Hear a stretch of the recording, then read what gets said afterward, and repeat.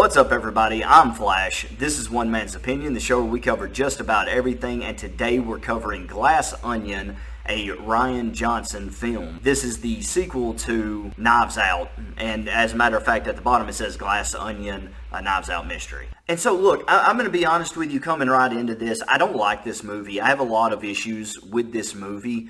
But there are some bright spots to the movie as well, some things that I do like, and I think that's why I'm having a lot of trouble. This is like the third time I've recorded this review, and it's because I'm having a lot of trouble not being overly negative with it. There are things that I really don't like about the review, and the first one that I recorded, I was like, I didn't give the good things a moment to shine, and I do want to give a chance to talk about the things that are really good in the movie.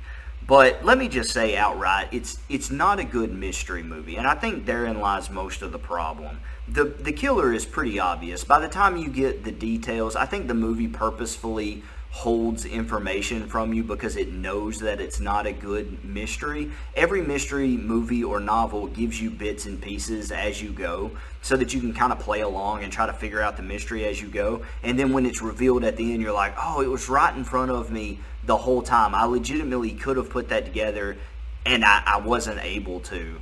And that helps you kind of play along with the movie or the book as you go because you're kind of you're brought into the world. And I think that's why, if I was a writer, I would stay away from murder mysteries because it is a very difficult thing to pull off. You want to feed the audience enough that they legitimately have a chance to figure it out without giving it away, and you want the payoff at the end to be worth the ride. And I don't think that Glass Onion really executes with any of that. Now, what Glass Onion does really well, what Rian Johnson does really well, is he writes really interesting characters. I think Blanc, well, I won't say the word interesting, because most of the characters in this movie are just idiots. Like, they're just really dumb, outside of, like, Lionel and Detective Blanc. Oh, also, spoiler warning, by the way. But the other intelligent character is Andy Brand, or Helen, depending on who you're talking about. They're both theoretically intelligent characters. I say theoretically because you don't really get to know one of them very much. But outside of those 3.5 characters, they're all idiots. But Blanc is legitimately a good detective, though. I really like that character, and I'd love to see him in a story that's actually good. But this one's not good, and I think the biggest sin, the biggest mark against this movie is the fact that they know it's not good. They know it's really dumb. And as a matter of fact, Blanc multiple times outright states that the whole thing is really stupid. Oh, it's so dumb, it's brilliant. No! It's just dumb. And you can say, oh, he's just talking about the method used to execute Dave Bautista in the movie, but he's not. He's talking about Miles in general. He's talking about the method of execution. He's talking about how he came up with his plan. He's talking about literally the whole mystery. Like he's wrapping the whole thing up, and he doesn't just mean right there the method of execution. He's talking about the whole thing in general. Look into the clear center of this glass onion. Miles Braun is an idiot. Oh, please. And that's because he's right. The whole thing in general is really dumb, which is, again, why I think they have to give you information drastically out of order. It's not just as the detective unveils the killer and his methods, it shows you flashbacks to things you've already seen. The movie purposefully goes out of its way. Half the movie literally takes place in the past, because if it gave you any of that information going in, you would know who the killer is immediately. And that's what I'm trying to say. I'm trying to say a little bit of that, oh, here's some things you don't know, fed to you as you go is fine. But when over half your movie takes place in the past because of all this like backstory and exposition that it's got to dump on you, because otherwise the payoff at the end doesn't make any sense. Like, if you've got to do all that, then your setup, your writing isn't good. Your ending, your payoff isn't good. And your killer is not going to be good or worth the time. And, like, Johnson completely knows that because it's so tongue-in-cheek, like, oh, we're subverting your expectations. You think it's going to be this complicated mystery, this onion, like Blanc he goes into this whole tirade about how he was looking at the mystery as like a complex thing, but it was all so stupid and so obvious and in his face the whole time that he overlooked it. That's exactly what it was. It was dumb. The whole thing was dumb, and it was right in front of you, and just because you call out how dumb it is doesn't make it intelligent or good writing. That's not how you do it. I think there might be a way to pull that off. There might be a way to pull it off and be like, oh, it was right in front of me the whole time and I just missed it. If the ending was smart enough to make you miss it. If the ending was smart enough to be like, once you got all the information you needed, you still overlooked how obvious and in your face it was, then you're like, oh, that's really, really intelligent.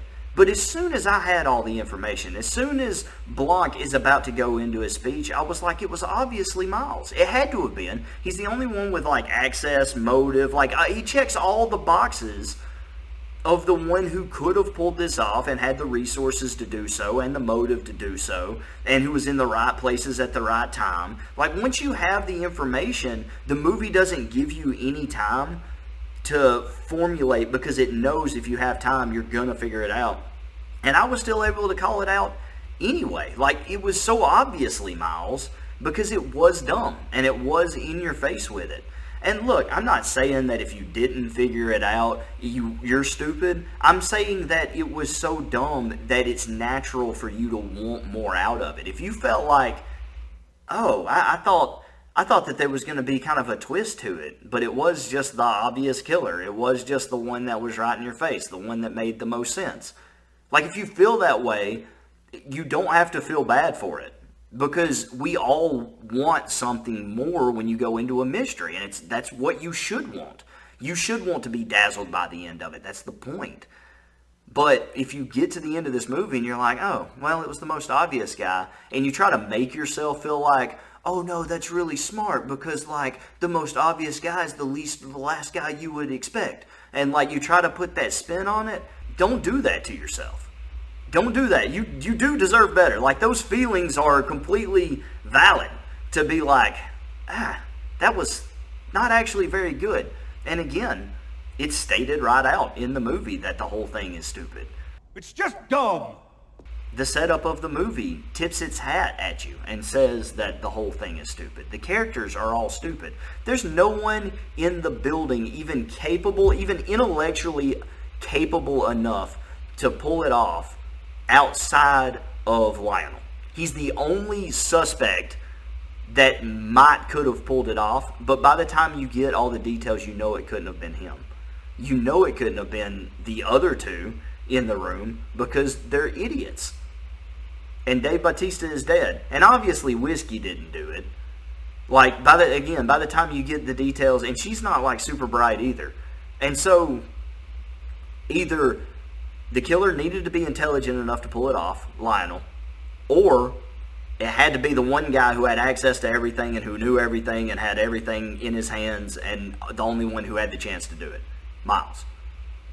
And the movie never even faked like it could have been Lionel. Like, oh yeah, he had like a motive a little bit, but other than that, it didn't give you enough to fake out that it could have been Lionel. I think that would have been the best direction to take it, is to make it look like Lionel was the one who pulled it off, because he was the only intelligent guy, the seemingly intelligent person in the whole building.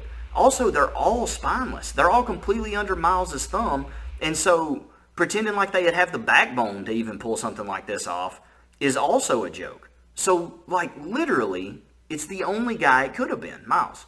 And I think that's super disappointing. I think it's bad writing, and I hate that they have the audacity to wink and nod at the audience and be like, oh, but that's the brilliance of it. That's why it's so smart, because it's so dumb, it's brilliant. No, it's just dumb.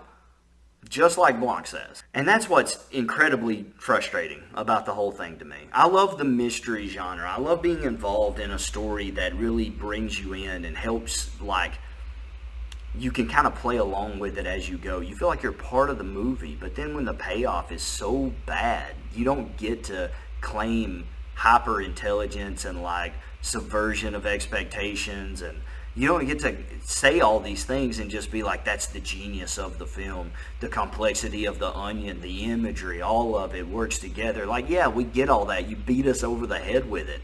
Blanc literally spells out everything that has to do with imagery, that has to do with, like, any sort of subtleties that the movie could have had. Blanc lays it all out at the end and just, like, beats you over the head with it. Rian Johnson doing his best to explain how good it is.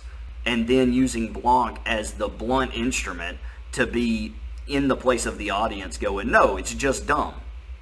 And he thinks that wink and nod is good enough to absolve him of blame and say, no, the movie's actually genius. And you can't do it. You keep chasing yourself in a circle, and it just turns out that the movie is just dumb. Now, I promised I would give it a little bit of a nod and say, okay, these things were good. I thought that the switch of the glass was pretty good. That was pretty intelligent. It happened right in front of you, and nobody really notices. That's a good part right there. I also like that the killer kind of steals ideas from other people. Beyond just Blanc, he also steals the idea of burning the napkin from Lionel, who says you didn't just burn it right before he does it. And then, as if to illustrate it, Miles points at him. He's like, hey, thanks for the idea, bud, because Miles is an idiot. And so I like all that. I do. I think that shows good writing. And that's what's so disappointing, is that there are good parts to this movie. There are good things to this movie. But it's so bloated and self-indulgent that it just takes away from what's almost a good movie. And that's the worst part about it.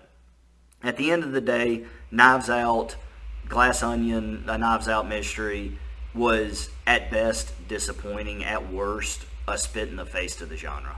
And like that's how I feel about it. Despite the cast having a lot of fun, despite Blanc being an interesting character, it's just Andy and Helen were pretty interesting characters. Like, and having an idiot who steals ideas from other people as the villain, as the killer, that could work. That's a decent enough idea. Like, that's a pretty good idea, but it's lost in a bloated runtime, in over-explained narrative, in the setup of the movie from being so out of order chronologically to hide things that the audience needs to know to try to play along. Like, for most of the film, you have no chance of even guessing who the killer might be because you just aren't given any information. It's just long-winded conversations of exposition for so much of it. So anyway, that's my thoughts on Glass Onion. What were your thoughts on Glass Onion? Let me know in the comments down below. Did you like the movie? Did you hate the movie? Did you disagree with me? I want to hear it. I want to talk about it with you in the comments down below. Worst case scenario, if you did disagree with me, just don't get mad about it. Remember, it's all one man's opinion. Thanks.